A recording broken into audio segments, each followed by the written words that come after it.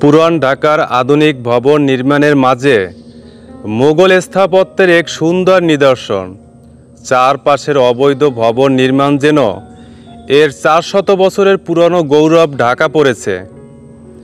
এই প্রতিবেদনটি বড়কাটরার শুরু থেকে শেষ পর্যন্ত ইতিহাস তুলে ধরবে। যারা এই ঐতিহাসিক নিদর্শনের বর্তমান অবস্থা দেখতে চান, তাদের জন্য গুলিস্তান থেকে বড়কাটরা যাওয়ার সহজ উপায় গুলিস্তান 0 পয়েন্ট অথবা গোলাপ শাহ মাজারের কাছ থেকে যাত্রা শুরু করা সবচেয়ে সুবিধাজনক। চালককে বলুন চকবাজারের দক্ষিণে বাবুবাজার এলাকায় অবস্থিত বড়কাটরায় যাবেন, অথবা রিক্সা চালককে নর্থ সাউথ রোড ধরে নয়াবাজার মোড় পার হয়ে বাবুবাজার ব্রিজের দিকে যেতে বলুন। বড়কাটরা চকবাজারের দক্ষিণে বাবুবাজার এলাকায় অবস্থিত। রাস্তায় যানজটের উপর নির্ভর করে পৌঁছাতে 20 থেকে 40 মিনিট সময় লাগতে পারে। সরাসরি বড়কাটরায় যাওয়ার কোনো বাস সার্ভিস গুলিস্তান থেকে নেই, তবে কম খরচে যেতে চাইলে গুলিস্তান থেকে সদরঘাটগামী যে কোনো লোকাল বাসে চড়ে সদরঘাট নামতে পারেন। সদরঘাট থেকে বড়কাটরার রিকশায় অল্প দূরত্বের পথ, অথবা 15 থেকে 20 মিনিট পায়ে হেঁটেও পৌঁছানো সম্ভব। বড়কাটরার ইতিহাস অত্যন্ত গুরুত্বপূর্ণ। একদিকে এটি ছিল শাহজাদার বিলাসবহুল প্রাসাদ, অন্যদিকে সাধারণ মুসাফিরদের জন্য এক নিরাপদ আশ্রয়স্থল।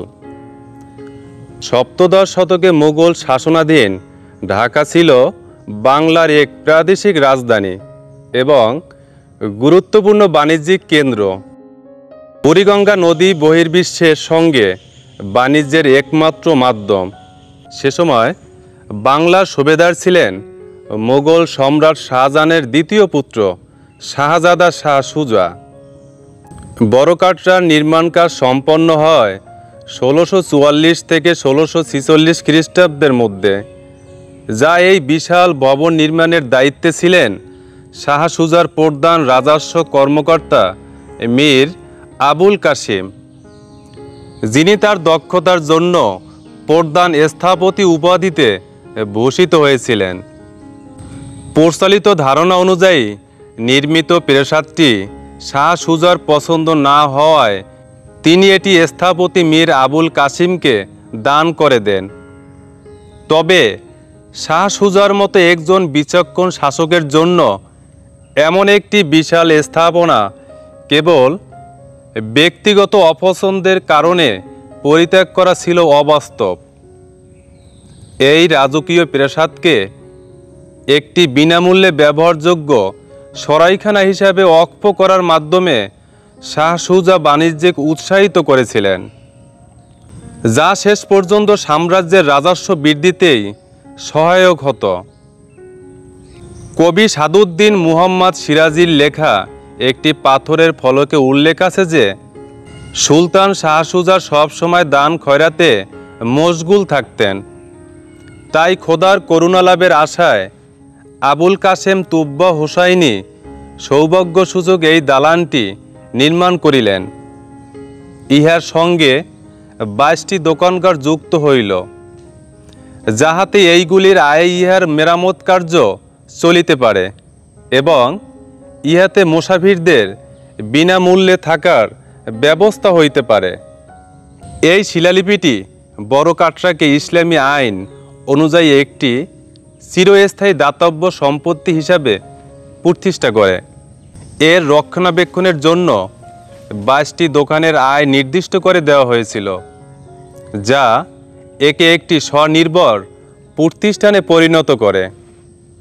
ওই শিলালিপিতে আরও একটি সতর্ক বার্তাও খোদাই করা ছিল।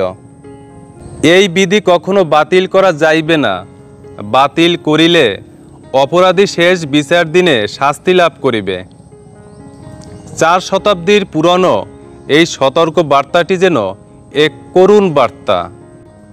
বড়কাটরার সবচেয়ে আকর্ষণীয় এবং গুরুত্বপূর্ণ অংশ ছিল এর নদীমুখী দক্ষিণ প্রবেশদ্বার। এটি ছিল 3 তলা বিশিষ্ট এক সুউচ্চ তোরণ, যা দূর থেকে যে কোনো দর্শকের মনে ভয় জাগাত। বুড়িগঙ্গার তীরে এর অবস্থান কেবল সৌন্দর্যের জন্য ছিল না, এটি ছিল একটি কৌশলগত সিদ্ধান্ত। মোগল আমলে ঢাকা ছিল একটি ব্যস্ত নদী বন্দর, যেখানে বড় বড় বাণিজ্যিক জাহাজ নোঙর ফেলত।